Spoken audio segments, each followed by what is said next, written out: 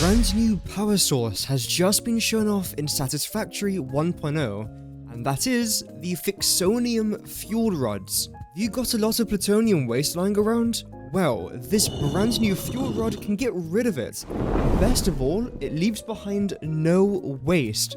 They are absolutely incredible and a must-have addition in your Satisfactory playthrough. Soon we'll get to see how it compares to plutonium rods and uranium rods. Massive thank you to everyone that has subscribed in the last 24 hours. But without further ado, let's get straight into this breakdown. Here is the FICSONIUM fuel rod right here. And as you can see, this thing requires quite a lot of things to make, but luckily it's not as bad as it first appears, since this entire chunk of stuff up here is the nuclear pasta, and that is where we're going to be starting today.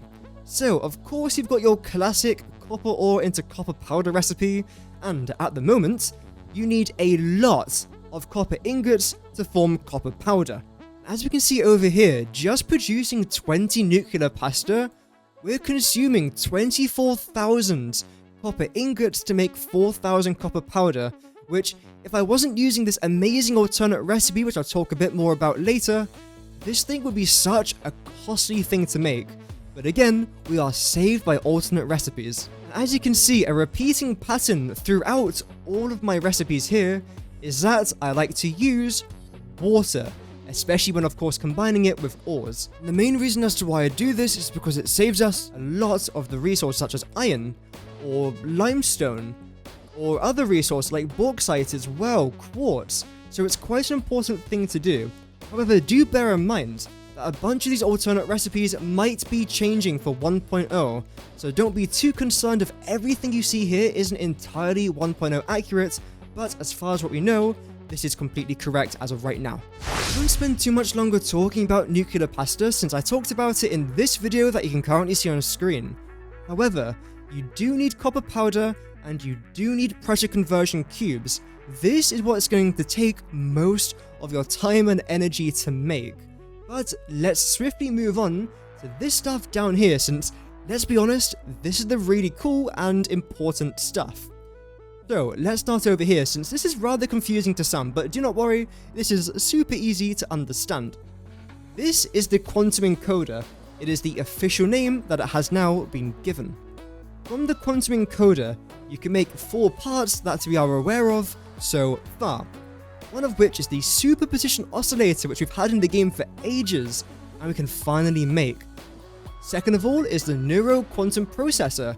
If you'd like to know how to make this thing, again, there will be a video on the screen demonstrating how to produce this thing. Third of all, we have got the AI expansion server, which is the first space elevator part teased in 1.0. And lastly, you've got the synthetic shards. I will have separate tutorials for the superposition oscillator, for the AI expansion server, and for the synthetic power shards, all coming out of my channel in the coming week, so do stay tuned for that. And like I mentioned, the byproduct from creating all of this is the dark matter residue, which is extremely important in the game. So even though, yes, it is a byproduct, it still plays a crucial role throughout 1.0, and especially the next part we're about to see right here. Moving on, we have got dark matter crystal, which is made in the particle accelerator, and this is something that myself and my chat have noticed quite a lot, is that the particle accelerator is made to use, is used to make quite a lot of things, as we'll talk about in just a second.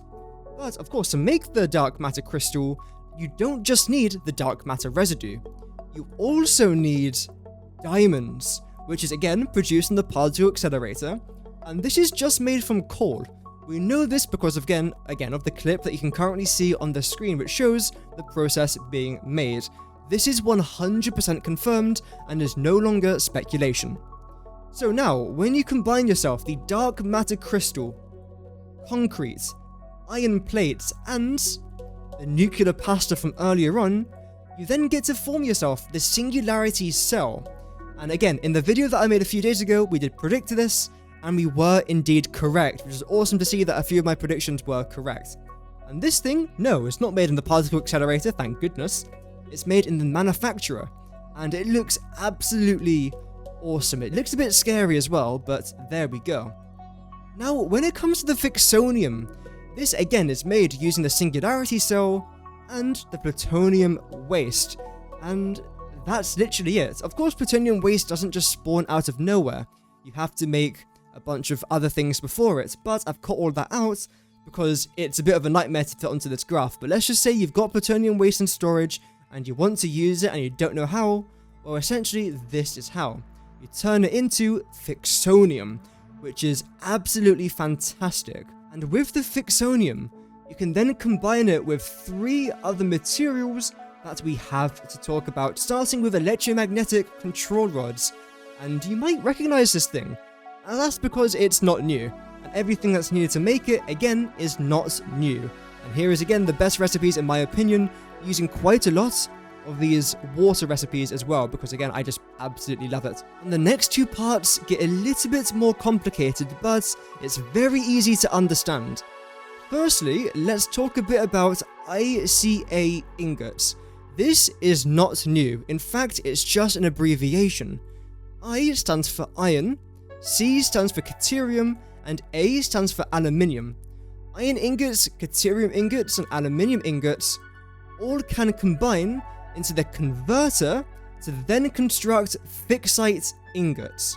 And depending on what ingot you use, whether it's iron, which is the worst kind, deuterium, which is a mid kind, or aluminium ingot, which is the best kind, you get a different fixite ingot output.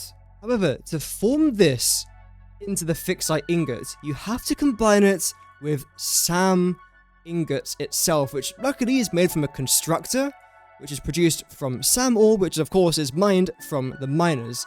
So this is actually extremely easy to understand. And lastly, when you turn these fixite ingots into fixite trigons, you can then use this part into the FICSONIUM fuel rod.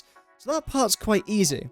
And of course, when it comes to the excited photonic matter, no matter what you produce from this machine, when it involves the SAM ingots, it's automatically going to produce this. So essentially, again, this is just a byproduct, the exact same as the dark matter residue. Both of these aren't a gas or a liquid, it's its own thing entirely, but luckily it acts like a gas. So you don't need to place down any valves or anything like that, just pretend in your head it's a gas, because that's how it's going to work in the game. So, like I said, this looks very difficult, but it's super easy to make as long as you just ignore the nuclear pasta drama. But some of you might be making this anyway. So all you have to do is combine this with a few 1.0 parts, and you've got yourself the FICSONIUM fuel rod. A few of you might have noticed though, why does it say plus water? You get water from making this? No. One of the byproducts from FICSONIUM fuel rods is again dark matter residue, because remember what I said earlier, everything that you make in the quantum encoder, including these 4 parts, always ends up forming dark matter residue byproduct, and this is no exception. The reason why it says water written there is because you have to combine this with water in the nuclear plant to form electricity. You can't just make this then put it into the nuclear power plant and expect it to operate. You still have to get a water system to make it work. But when you've got that sorted out, you have got yourself a brand new fuel rod in Satisfactory, and that is how you do it.